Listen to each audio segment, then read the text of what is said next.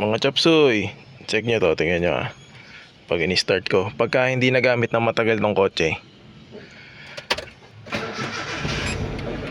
ayan. Tapos pag binuksan ko yung AC nyan, may maingay dito. Madidinig.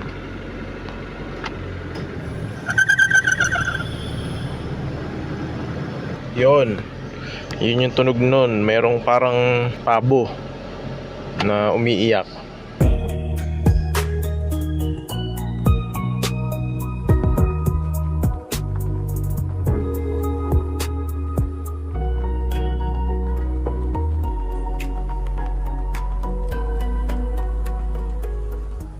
Tetestingin ko kung maayos ko.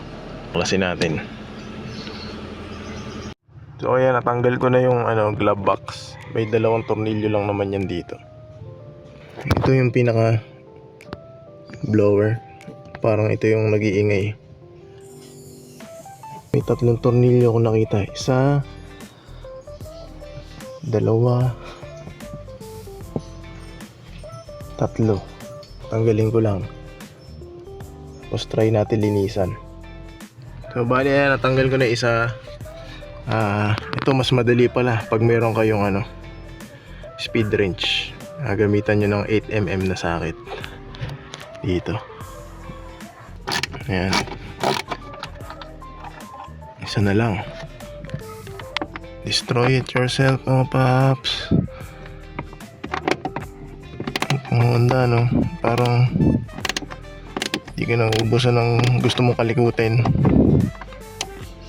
Ito yung maingay dyan pagka start na aircon, parang may pabo Putang yan. Ayop. Sana maibalik ko na maayos. So ayan mga paps, natanggal ko na. Ang dumi linisin na rin natin yan. Bali ito yung motor. Ito nakakabito dito. Tapos ito medyo challenging tanggalin yung dulo niya, yung pinaka-pin niya.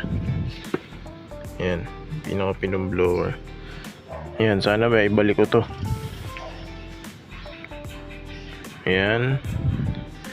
Ito yung pinaka-motor. Tapos ito yung housing. So linisin natin. Tapos ibabalik natin ulit. Bali ito tingin ko yung nag-iingay dyan ito. Kasi puro kalawang. Ayan. Grabe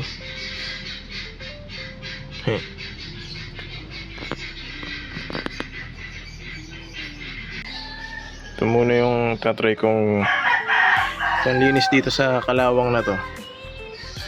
Itong electronic contact cleaner.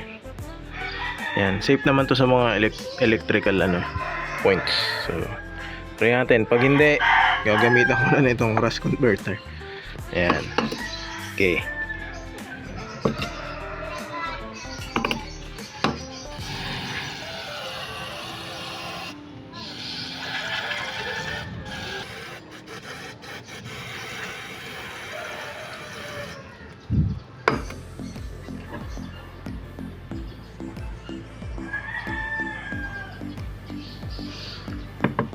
Ayan. Let's try natin brushin. Ayan. Todo spray. Gumagana Pag hindi gumana to, bibili na lang ako ng bagong blower. Ay, naka-civic. Medyo nalinis ko na. Lalangisan ko na lang yan. Standby muna natin yan dyan. Ayan, ito gamit ko. Contact cleaner. 190 pesos lang yan sa Lazada. Kasi ito, sasabunin natin to. Sabunin natin. Tsaka yung housing sa ilalim. Saan ba yung housing na yan? Ito. Mga plastic lang naman to Pwede ito mabasa. So yan, sabunin natin yan. Ubusan ako ng joy. Kaya itong bareta muna gamit ko. Dumi mga paps.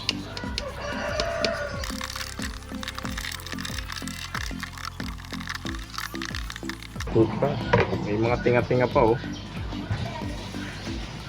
Kailangan ng pressure washer nito para matanggal yung mga tinga-tinga. Ewan ko, kita dyan sa camera. Ayan oh, may mga tinga-tinga pa na dumi. Ayan. Pe-pressure washer ko to. Time, ito naman madumi din. Ayan. Ito pwede i-brush to.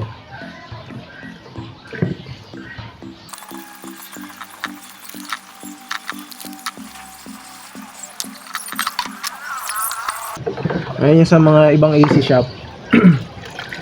Pagka nilinis kasi nila to, hindi naman nila kinakalas isa-isa eh. Kaya hindi talaga na-check thoroughly. So maganda rin minsan pagka nag-destroy it yourself ka. Kasi mas alam mo yung malinis sa standard mo eh. At least dito, alam natin na linis natin. Mga chaps, okay na to isang to. Papatuyuin na lang natin. Ito, isprayan ko pa para malinis pa ng todo. Madumi po. Nilagyan ko na rin yan ng oil. Ito, yung ginamit ko lang yung sa ano, pang electric fan. Wala akong ano eh. Yung special na oil. Yan dito. Pwede na yan. Larga yan para mawala yung langit-ngit niya. Parang electric fan lang din naman to eh. Yan, tapos sa ilalim din, na-sprayan ko na yan. Yan. Yan. Bali yung ano na lang. Ito na lang pinaka-fun. Ito, ayan o. Ang dumi. Kahit hindi kasi maabot ng toothbrush eh. Ayan o. Try natin sprayan ng ano, power spray. Kung matatanggal yan. Di pala naka-on. On mo. Yun yung green button, press. Okay. Yun na.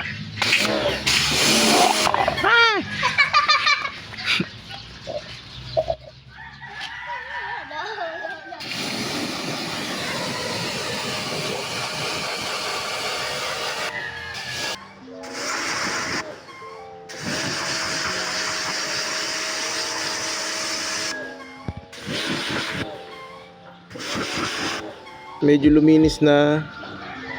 Ito hindi ko matanggal, tatry ko sabunin. Pero overall mas maganda to talaga pagka nag pressure washer ka. Nalinis ko na, nalagyan ko na rin ng langis. Ayan, medyo okay na yan kumpara nung una nating bukas. So ngayon i-assemble na natin, tapos ilagay na natin doon sa kotse. So ayan, pagka maingay yung blower ng AC nyo, ito lang probably yung ano nun, yung diferensya. Baka merong ano dyan, mga foreign materials na nag-accumulate in time. Yan, mga kalakalawang. So pagbalik, ganun din, may marker naman yan. Yan, itatapat nyo lang din yung itong itong kulma nitong dynamo. Ito yung ano eh. Ito yung para sa connector. Ilulusot din natin yan dito. Ayan. So, insert natin.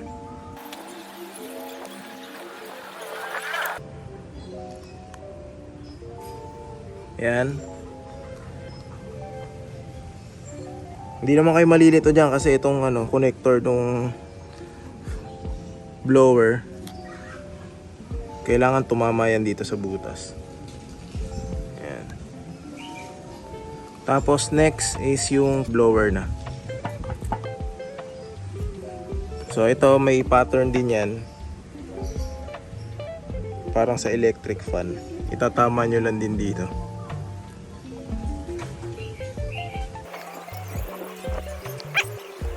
The final touch nito is ito. Itong clip para dito yan. Okay. So ito na yung itsura nung nalinis natin na blower. Yan. Kabit na natin dun sa AC. Dun sa kotse. Malaking bagay din to para medyo bumango-bango yung labas ng amoy ng AC nyo. Tsaka yun, syempre malinis din. Malinis yung lalabas na hangin. Ayan. So ang pagbalik, ganun din kung paano mo siya tinanggal. Ganun din naman. Meron kang 3 tornilyo. Lamang yan, puro dumi din yan. Try natin punasan ng basang-basahan. Multikan ko na makalimutan. Itong 2 butas na to, may tornilyo yan. Ito yung nag-hold dun sa dynamo dito sa itim na case. So kailangan natin ibalik din to.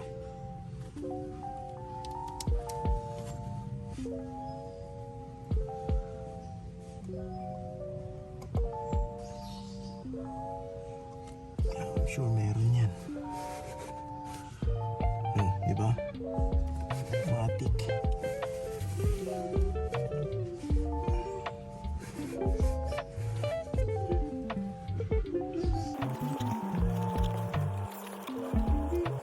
Ready na to. Sana mawala yung ingay.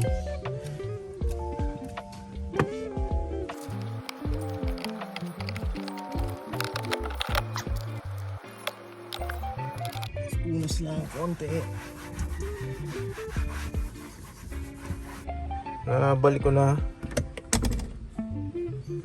Pati yung blower, naikabit ko na rin yung terminal. So testingin natin kung magkakaroon pa rin ng tunog pabo dito. Start natin yung kotse. Check engine. Wala. Okay. Start. AC.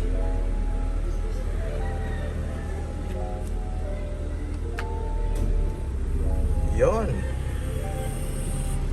Walang tunog. Smooth and silk. Like a butter.